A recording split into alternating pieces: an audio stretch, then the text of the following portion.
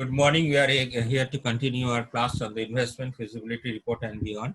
Now, the project capital and operating cost. We have the operating cost. What is the operating cost? Operating cost, as I had previously said, is the working capital cost. Now, the working capital cost is the actual cost that is expended for running the day-to-day activities or the monthly activities of the company.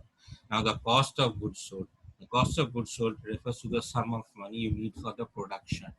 And we have the production cost, which includes the expenses for the maintenance of equipment, raw materials, staff, fuel and energy, accessories, means tools, etc., salaries, overheads, fixed and variable overheads, and so on. And the amount of deduction is any recyclable waste or any waste or scrap material that has been sold.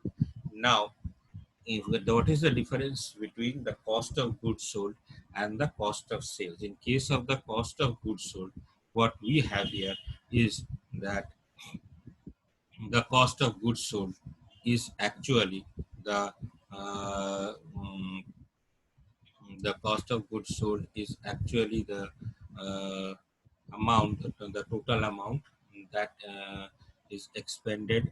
The cost of goods sold is actually the total amount that is expended in the production process, and it also includes salaries and all that. However, the cost of sales, it includes certain more items, that is indirect costs. Now, these costs, the cost of goods sold include direct costs. Cost of sales include indirect costs, that is advertisements, selling and administrative expenses, and all that.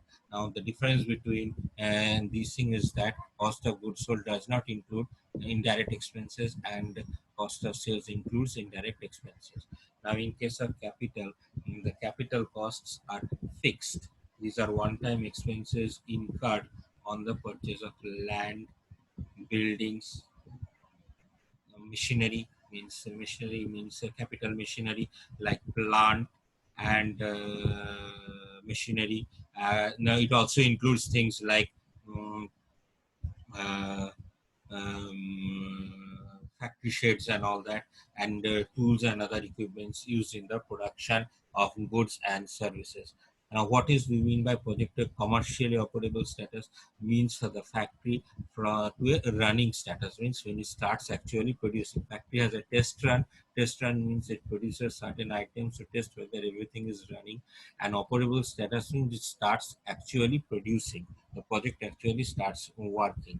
Now we have the capital. Now the capital is an operating expense that is required for day-to-day functioning of the operating expense is a day-to-day functioning of the business. Now the capital, on the other hand, it includes the share capital, it includes the preference share capital. Now all these are required by the company as seed money. What is the seed money? The seed money is actually the money that is obtained by the company to that is obtained by the company to start the business. Now, the people who buy the equity shares of the company, they buy the equity shares, and plants, the equipments, the land, the building, the factory sheds, etc., are all started with this capital. So, this is the difference between capital and operating and costs. Now, capital also we have the cost of capital.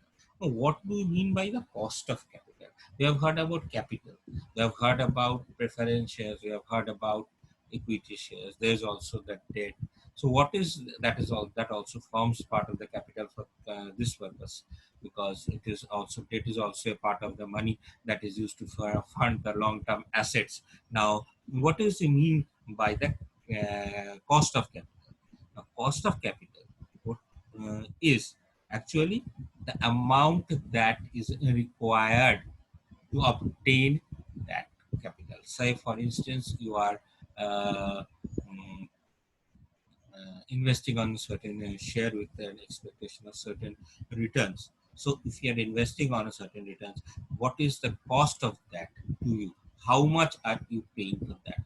What does it cost you?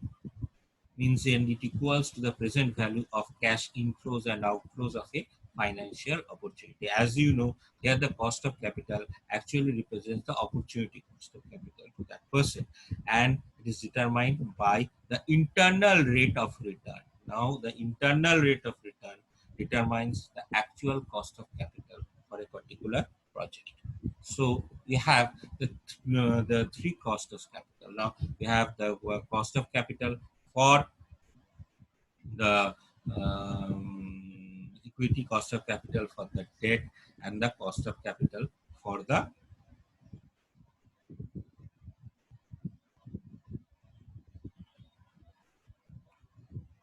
preferential. So we have the weighted average cost of capital. Weighted average cost of capital is it is a specific cost of capital and is the cost of capital of each source, whereas the specific cost of capital like cost of equity, cost of preference capital, and cost of debt is the specific cost of capital, whereas the weighted cost of capital is the weighted average cost of the capital, and it combines the equity, cost of equity capital, cost of preference capital, and the cost of debt for all those. Now, and it gives us the total weighted cost of capital. Now, this also includes flotation cost. What are flotation costs? Flotation costs are the charges that are required to say make an IPO or an initial public offer. That is when the shares are offered in the primary share market. Now, as we know, there are two kinds of stock markets that are available: the primary market and the secondary market.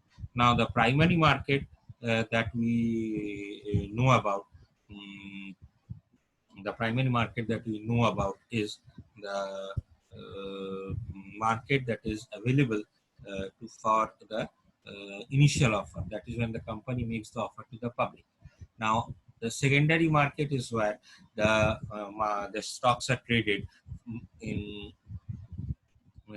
from one person to another person. The company is not involved in that particular issue, but when the IPO is there, the company is directly involved with the people in buying of those shares, and it costs underwriting. Now, what is underwriting?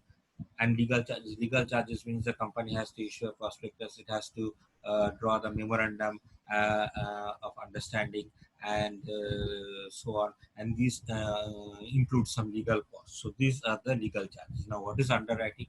Underwriting is, say, a company issues 10,000 shares.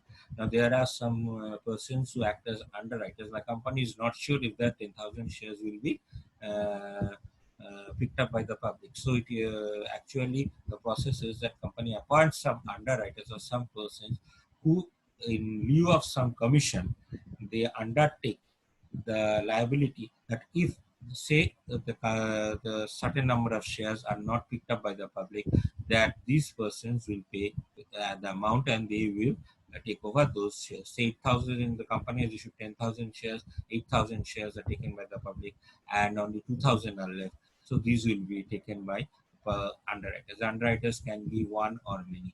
However, the amount of there is a certain amount of commission that is payable to the underwriters, and this particular commission is the cost of underwriting. Now we also have the capital as the cost of debt. Now this cost of debt, we have the one of the company's capital structure with the other being the cost of equity. Now the calculating the cost of debt, it involves the finding the average interest paid on company's debt. Now, what is the average interest on debt? Now, the debt can be, say, debentures, it can be long-term loans. So we have to calculate the total average of rate of interest on all those, and we have to calculate them as the cost of the debt. To calculate the average cost of the debt that is employed by the firm to find out the actual cost of the debt. Now, what is income? What do we mean by the term income?